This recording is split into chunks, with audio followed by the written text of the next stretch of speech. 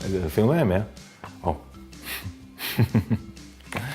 Fotogrāfijas. Jums taču noteikti arī visiem ir pilni mājas skapji ar fotoalbumiem. Brīnišķīgi tas ir, vai ne? Nebūtu fotogrāfijas, vispār neko neatcerēties par tādā pasākumā. Esmu piedalījies. Tas esmu es. Tas ir brīnišķīgi, jā. Agrāk vienīgais bija tie fotoaparāti, tie saucamie ziepju trauki ar filmiņu iekšā. Jā.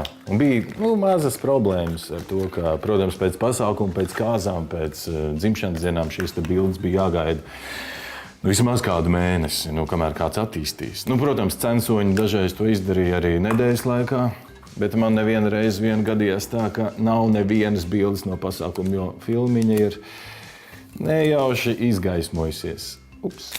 Mūsdienās tāda problēma nav. Mūsdienās mēs ne tikai fotografējam, bet arī filmējam.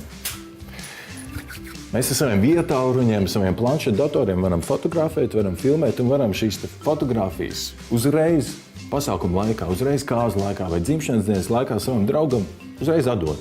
Mūsdienās ir ļoti viegli šos te failus, šīs te fotogrāfijas vai video glabāt kādā mākonī, tā saucamā, mūsu albumi vienmēr mūžos paliks mūsu mājas plauktos.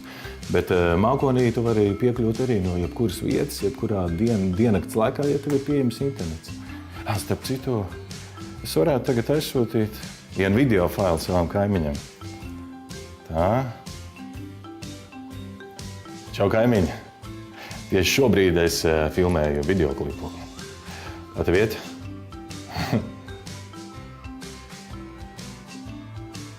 Aizsūtīts. Viņš to viņa pat var to apskatīties. Kas man te bija?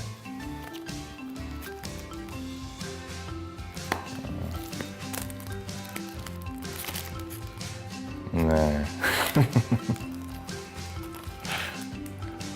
Ak, Dievs.